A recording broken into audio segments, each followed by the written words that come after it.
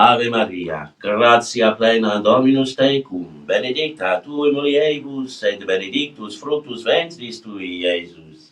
Sancta Maria, Mater Dei, ora pro nobis peccatoribus, nunc et in hora mortis nostrae. Amen. In nomine Patris et Filii Spiritus Sancti. Amen. Carissimi beloved in Christ, welcome to this broadcast Mass on this, as we said, the feast of Saint Athanasius, Doctor of the Church, Archbishop of Alexandria. And today we commemorate the fourth Sunday after Easter.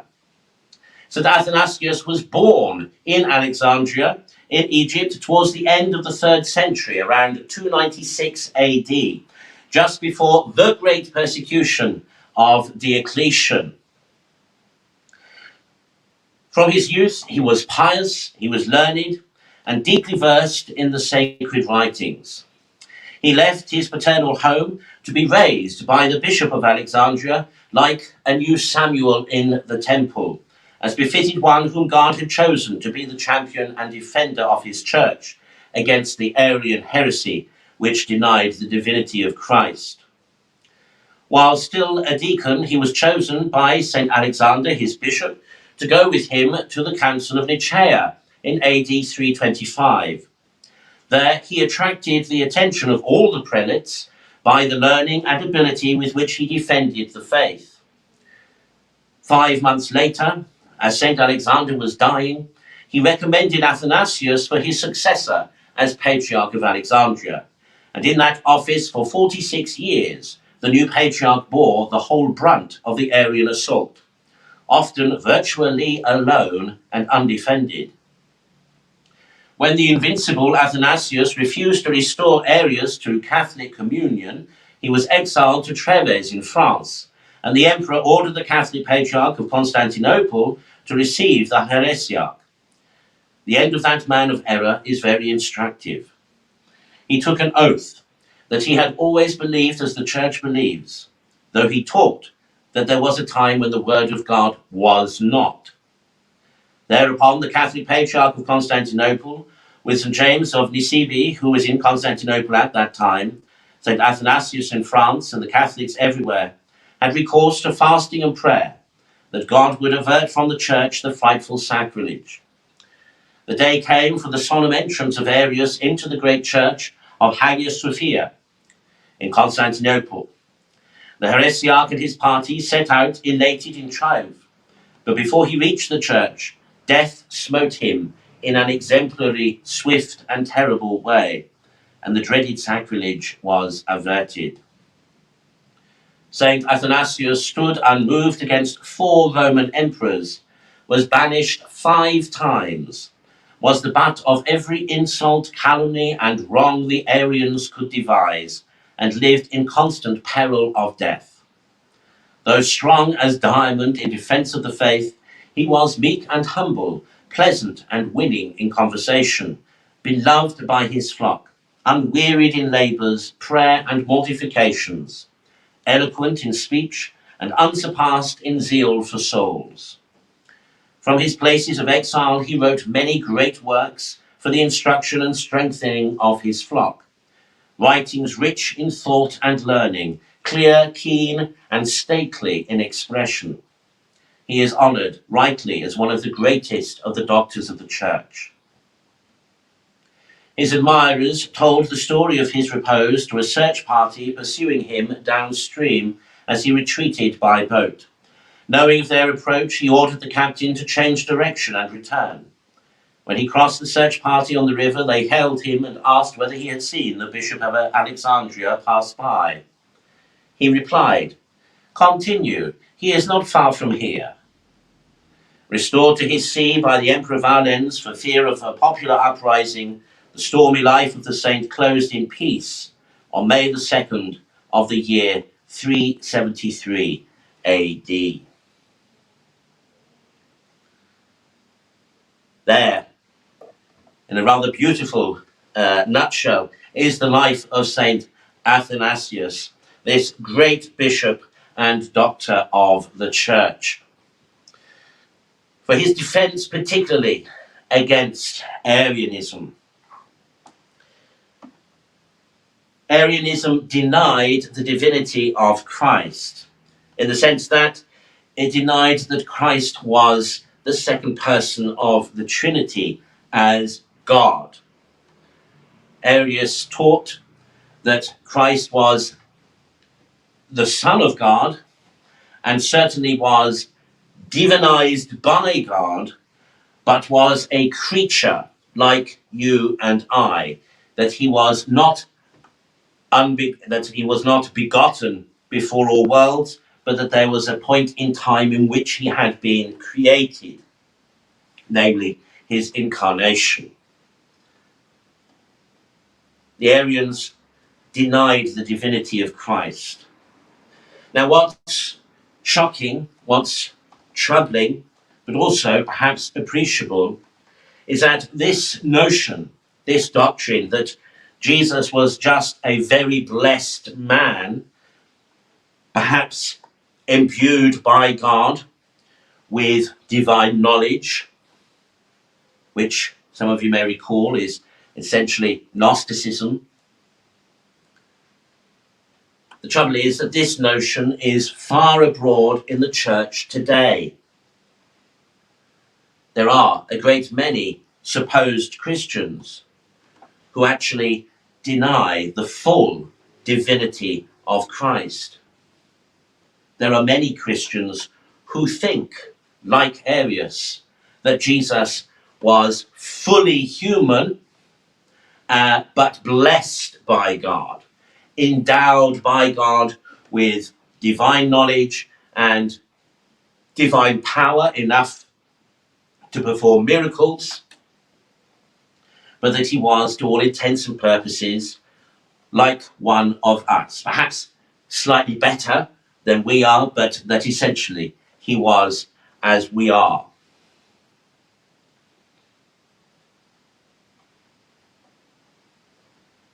Now that may sound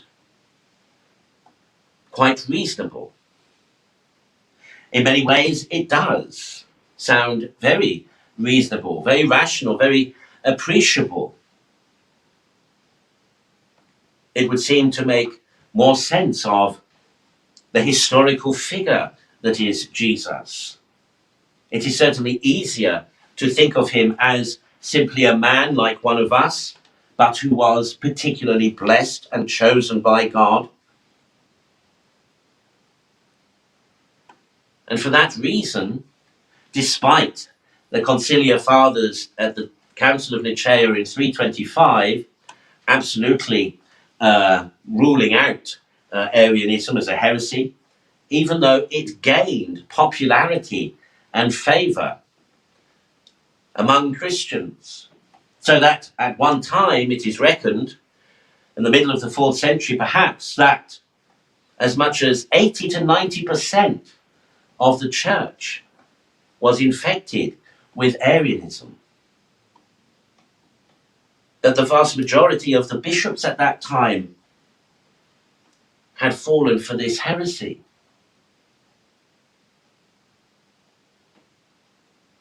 Just think about that for a moment. The vast majority of the church had fallen for a heresy that essentially denied the divinity of Jesus. It seems perhaps incomprehensible to us, unimaginable, and yet it was a reality. And as I say, the truth is today, that reality is present and abroad in the church once more. In fact, I would dare even to suggest that if not 80% of the contemporary church, I would say it's surely approaching 50% of the church today is infected in some way by Arianism and Gnosticism. Some of you perhaps watched Old Romans Unscripted last evening, where we touched upon this issue. And I said then, there are a great many of the first millennial the first millennium heresies that have reared their heads in the last 50 or 60 years. Arianism, Gnosticism, Manichaeism, and various others. Perhaps not as obvious as they were, they have been represented, they have been remodeled, refashioned, and not necessarily deliberately nor willfully, but often simply through ignorance. Meaning that people have come to these ideas themselves, bethought them reasonable, and because they have not encountered any countering doctrine, they have accepted these ideas. Not only have they accepted them, but they have promoted them. And they've been able to promote them because in such wise they are subtly different from the first time these heresies appeared,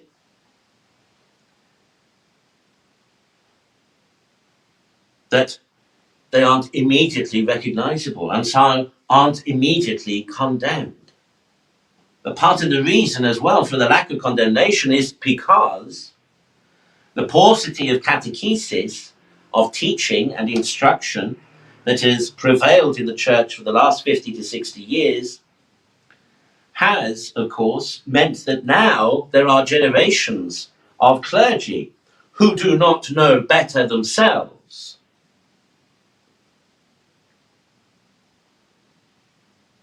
Even though, as yet, in the seminaries, the heresies of the first millennium are indeed taught, and orthodoxy as yet upheld. Even so, there are amongst the seminary professors those who are actually creating the remodeling of some of these heresies, who are careful semantically with their words, but who nonetheless are not adhering to orthodoxy as received.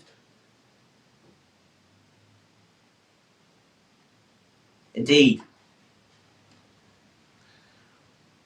the lackadaisical attitude of Christians in the last 50 to 60 years has brought about this general malaise, this general malady that exists in the church, largely born from a kind of antipathy.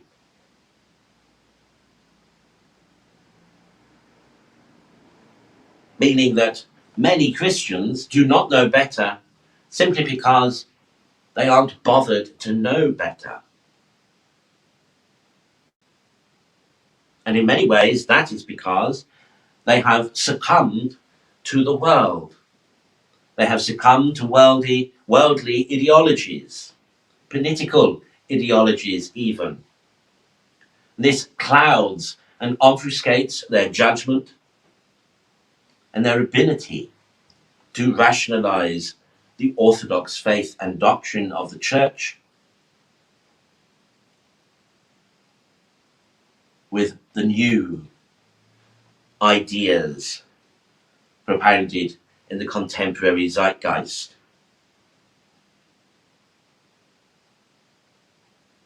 Indeed, too, part of the problem is the change in pedagogical approach within our schools and universities. The method of teaching is not the same as it once was. So that even if some of the content may indeed be the same, may indeed be orthodox, yet its presentation, its style of presentation, and the way it is taught and the way it is learned and studied is different. To give an example, even in my lifetime, in schooling, towards the end of my time at school, a notion had arrived in the national curriculum where they split the study of English. Whereas before they had just simply been taught English, suddenly a distinction was being made between English literature and English language. English literature meant really the study of books, meant reading. And English language essentially meant how things were written and spoken. Now, whereas before, in studying English, one read and studied the literature, so one would study the composition and construction of a story or an essay. One would study the context, the concepts, and how they were expressed in the language that was chosen, i.e., in the prose. One would study the rhythm, for example, the pentameters of poetry, etc. At the same time, one would be studying vocabulary, one would be studying grammar, one would be looking at the construction of prose, of phrases, of sentences, but all these things will be done together as a whole. Suddenly came this notion of splitting them up. But also, too, what came with this notion of English language came this notion that there was no right way or there was no wrong way to speak English. A lot of talk was given about regional variations in accents and in phrases, and then that's in terminology, that's in colloquialisms. A lot of thought was seemingly given to phonetics and to the way people pronounced, the effect of accents, etc., in the way that people spoke. All jolly fascinating stuff, to be fair. And at O level, A level, justifiably interesting, to diversify, as it were, in the curriculum. But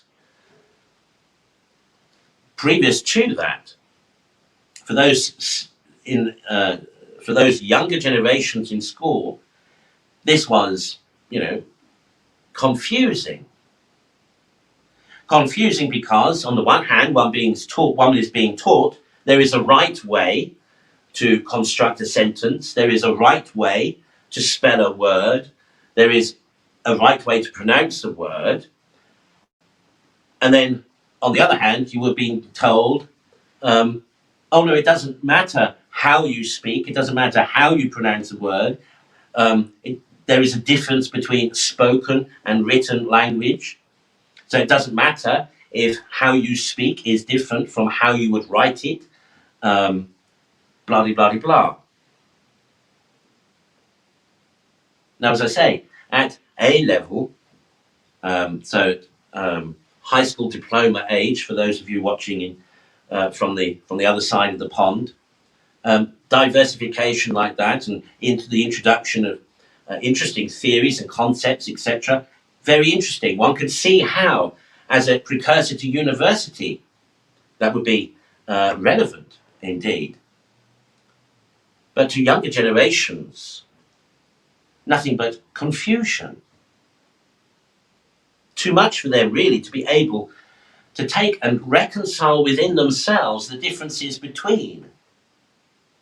On the one hand, there being a right way to spell something. On the other hand, it doesn't matter. On the one hand, there's a right way to speak. On the other hand, it doesn't matter. There's a right way to write. On the other hand, it doesn't matter how you speak.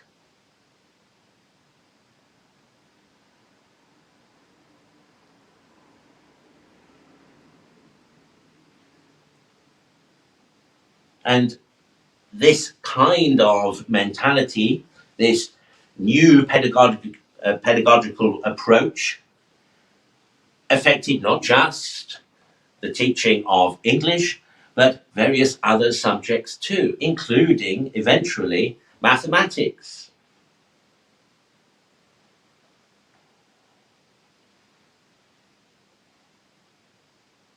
Now, I hope, I'm explaining this in such a way that you can understand the issue at hand.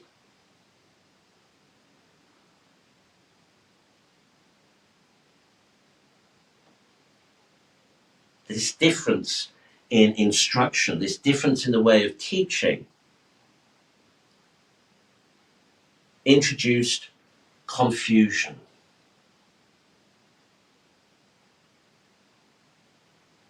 And it's sad to say that this has had, various knock-on effects through subsequent generations, such that today universities do not expect undergraduates to be able to write grammatical English.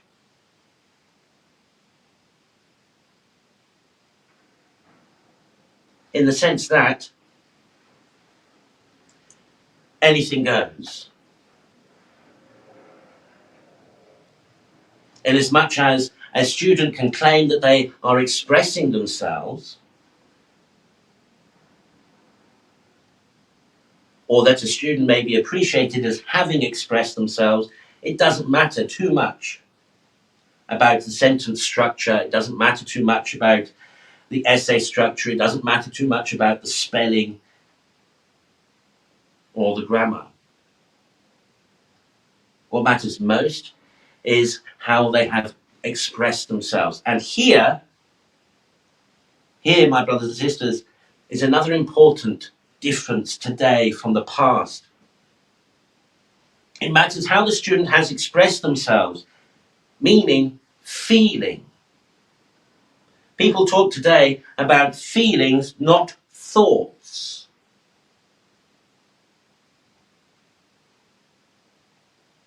Students today express their feelings about a given subject.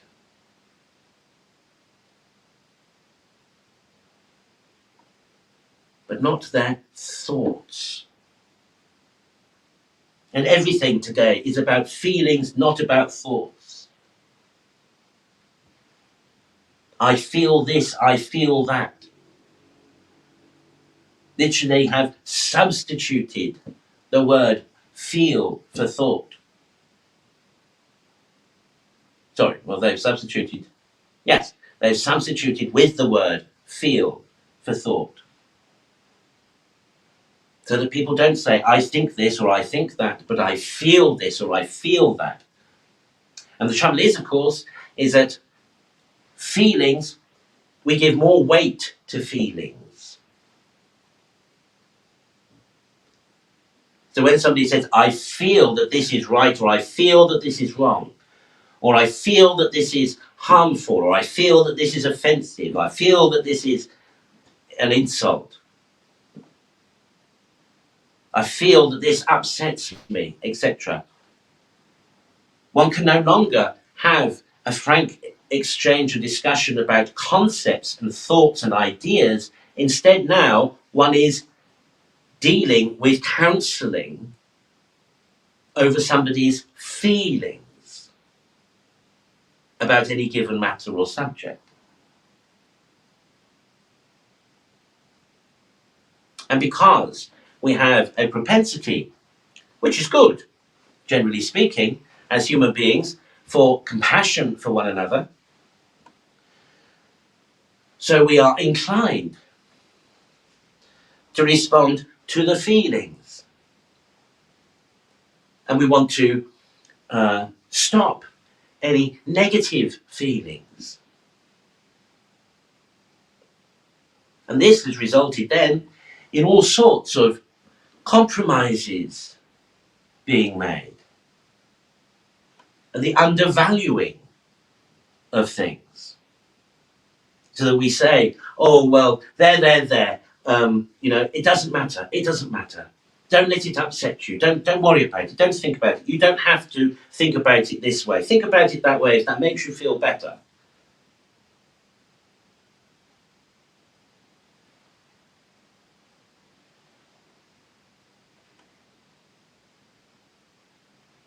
Now, in some ways, this is the same with regard to the difference between Arianism and orthodoxy. Because at once it seems to fit us better, this notion that Jesus actually was just human like us, but was endowed by God with knowledge and power.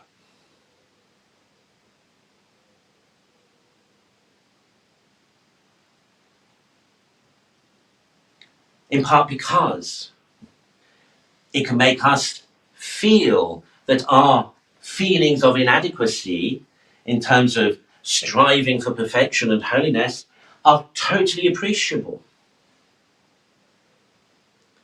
It also means that we could, if we wanted to, have the feeling that God might imbue us likewise with similar power or knowledge. Gnosticism, remember, was this idea of a secret knowledge. And there are a great many Gnostics around today, my brothers and sisters, who feel that they have been given particular insight and knowledge, particular understanding of things spiritual and even physical that nobody else knows, or that only they can interpret.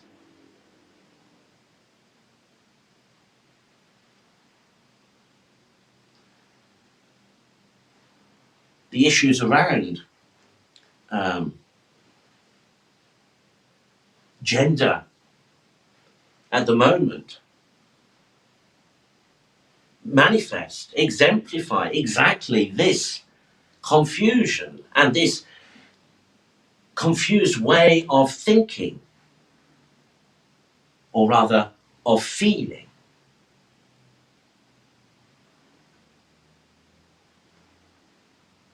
In many ways, this issue of trans ideology exemplifies these heresies of Gnosticism and Arianism, and even Manichaeism. Manichaeism was this notion that everything material, physical, was inherently evil.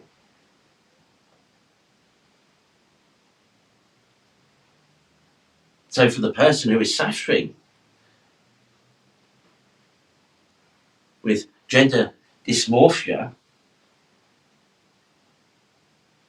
is exemplifying Manichaeism, a notion that the creation, the created order, the material, physical world is inherently evil. I'm in the wrong body.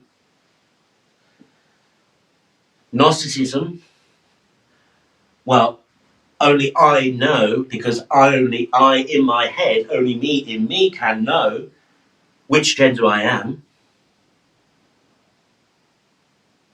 This is a secret knowledge in the sense that it is not obvious, it is not visible, it is only known to me, and it is a secret knowledge that only I have had.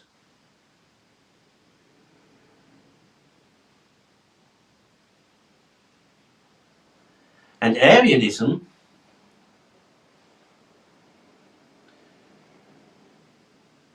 in the sense that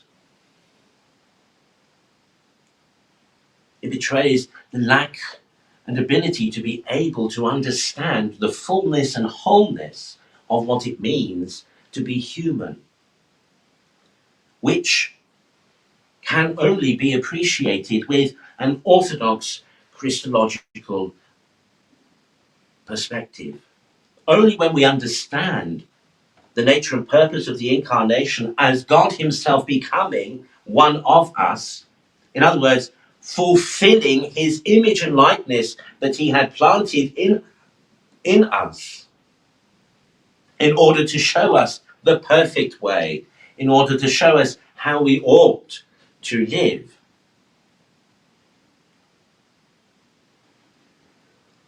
If you have a false understanding of the incarnation, if you have a false understanding of who Christ is, everything becomes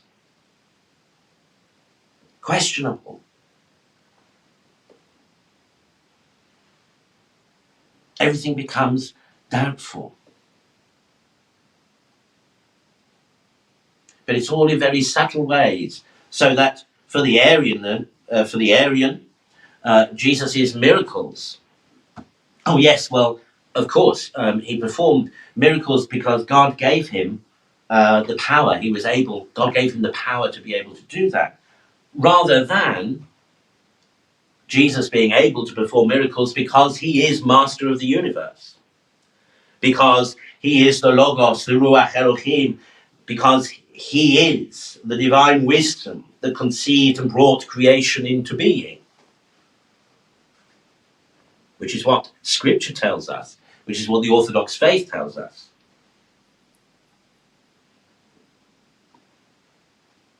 But for the Arians and the Gnostics, it's something else. For the Gnostics, Jesus' ability to work miracles was because he had secret knowledge of the universe that God had given him. Thus he was able to mentally manipulate the material things of this world to create these miraculous occurrences.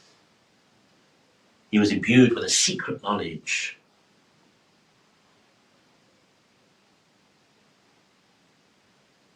Now, in some ways, of course, I am exaggerating because, in a funny kind of way, you have to exaggerate in order to be clear, to see clearly the distinctions and the differences, because they are otherwise very subtle, and they are in many ways deliberately perpetuated in such a subtle way.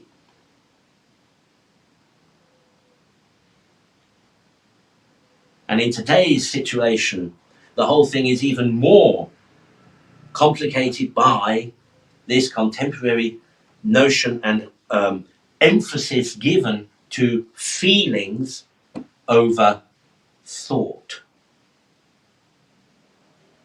to emotions over reason.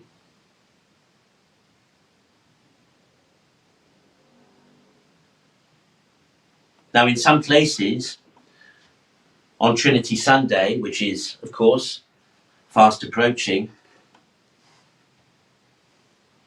the Athanasian Creed is read. This is a creed that a treatise that Athanasius wrote, explaining, essentially going through the Nicaean Creed, the creed that we recite on Sundays and other holy days. Essentially, it breaks open, as it were, the creed and goes into more detail, particularly around, for example, the nature of the Holy Trinity. Because that obviously is a doctrine, a fundamental dogma of Christianity that is affected by notions like Arianism. Because according to Arianism, Jesus is not the second person of the Trinity in the way that the Trinity is orthodox understood.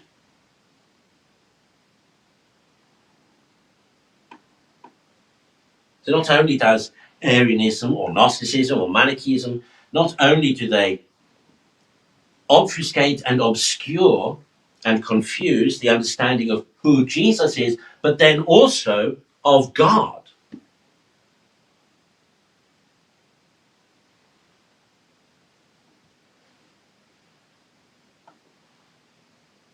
This is what Athanasius was dealing with in the 4th century. And consider that at that time, there was not the internet. So it wasn't that somebody could post an objection or posit a theory somewhere everybody around the then known world could read it online and then respond and have a conversation about it there and then in real time. No, part of the reason why the infection in the church took hold as it did was because it was given time.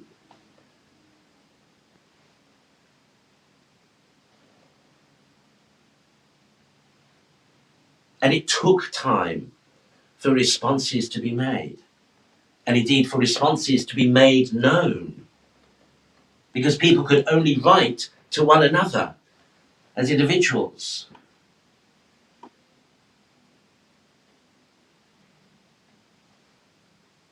Only if their individual particular letter was shared would others know. But even then, it would only be shared in that limited way amongst that immediate audience, with no guarantee necessarily that that audience would be able then to spread the word. Though, of course, the amazing thing about and the interesting thing about human anthropology is the amazing way in which communication can indeed be spread very quickly, even in seemingly primitive circumstances.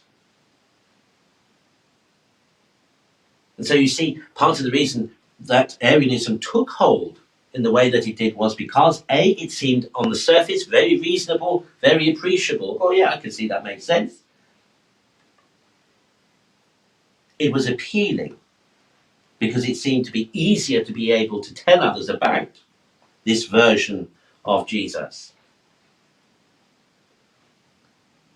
And it spread and went unchecked until it would surface. And generally, the way in which it surfaced was in politics. And so the Orthodox bishops found themselves nearly always on the back step.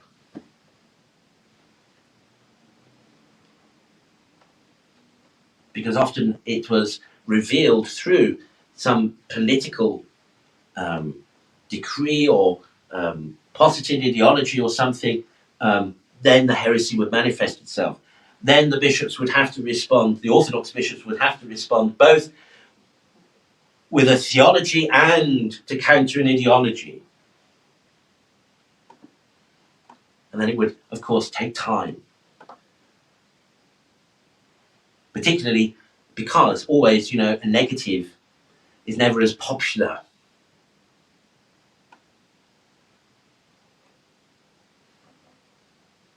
In many ways, today for us is like those days were for Athanasius. We are in a situation, my brothers and sisters, in the church today, where there is not just the problem of heresies. There's not just the problem of false doctrines and error, but there is also, too, this extra issue of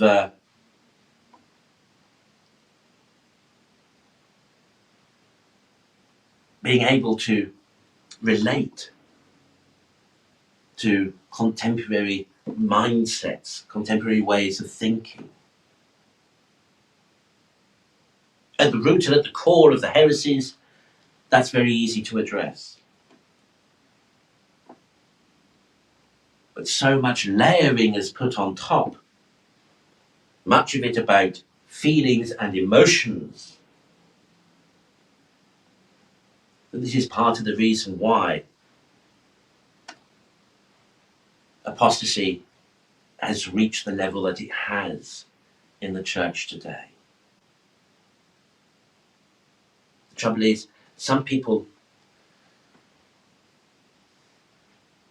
have not the ability to be able to reason or rationalize their way out of error.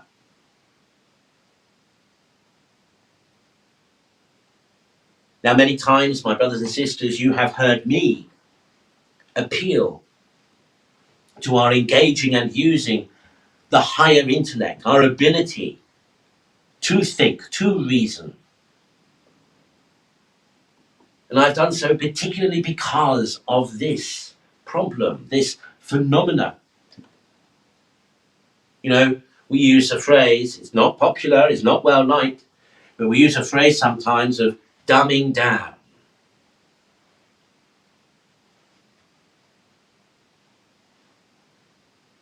And there has been. You know, this was the knock-on effect of the change in pedagogical approach in teaching in schools now to universities, and there is a dumbing down. And I'm sorry to say that there is a difference in value between the certificates and the awards and the granted today from times past.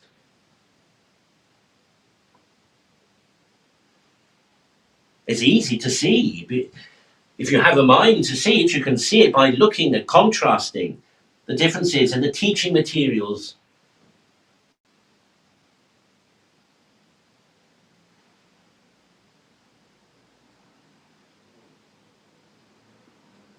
You can see that what was taught at one level previously is now taught at a different level today.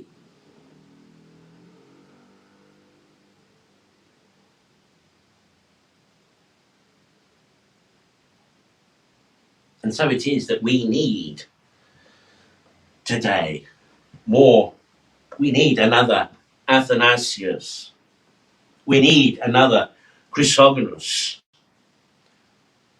We need bright minds, but also able to communicate. But we need first to correctly diagnose the problem.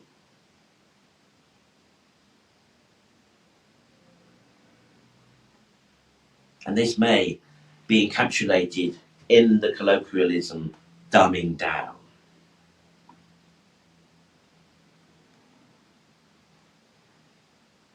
I assure you, if you think my preaching is bad, you should hear some of the preaching I've heard in the past decade. Barely above Sunday school level. I've heard grown adults as supposed ministers of religion, as supposed Christian ministers, talking to congregations of people average age, much older than I, talking down to them, seemingly to me, as if they were in kindergarten. You know, it's one thing when the kids are present, perhaps, to give a children's talk. That's one thing. But when the children have gone and it's only the adults left behind, one expects the level of dialogue, of presentation to match that of the adults present, surely. But invariably, it doesn't.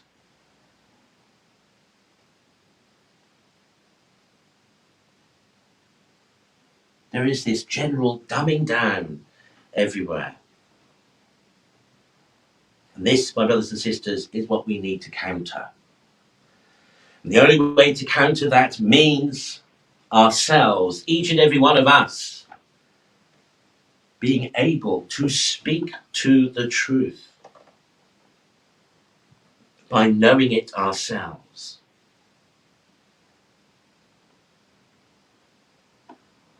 Again, something we said last night in Unscripted. It's no longer possible nor reasonable to expect as an Orthodox Christian to be able to sail through life without having to spend any time in serious study by oneself of the scriptures, of the liturgy, and of the doctrines of the church. Whereas before one could have coasted along fairly secure in the knowledge that what you were getting on Sundays from the parish priest was orthodox.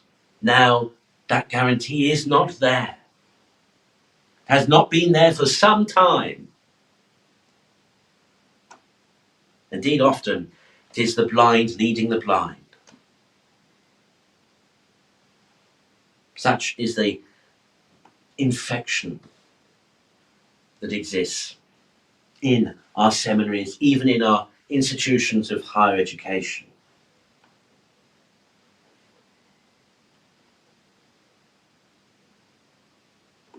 So if we are concerned genuinely for the salvation of our souls, but also too of others, which is God's will, we needs must ourselves equip ourselves, train ourselves,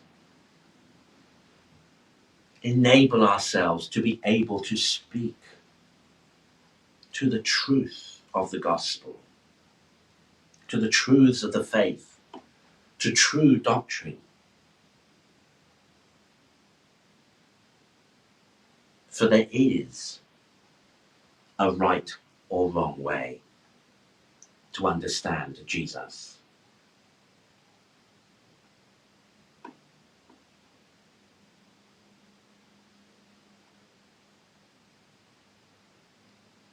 So, my brothers and sisters, if we would honour and venerate the memory and the legacy of St. Athanasius, then I'm afraid we're going to need to apply ourselves to reading sometimes difficult things.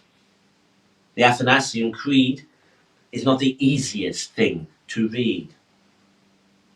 But find it online, read it, persevere with it, read it with a commentary.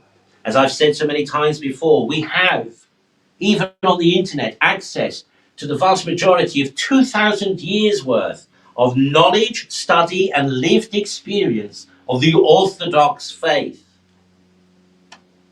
There is no excuse, no reason for anyone to be ignorant unless deliberate or willful.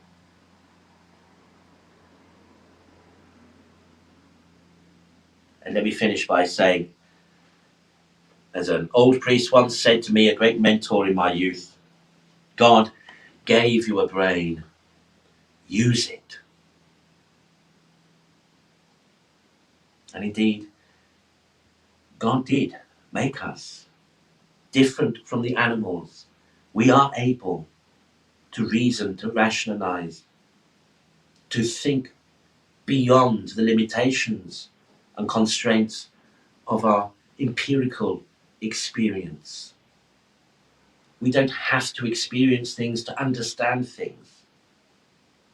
We don't have to have done things to know about them. God does indeed want us to use this gift.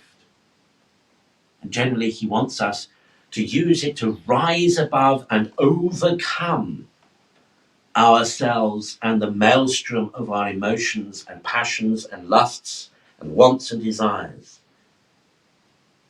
Because actually that is the only way to be able to live a Christian life in the pursuit of holiness and that perfection which Christ commanded us to seek.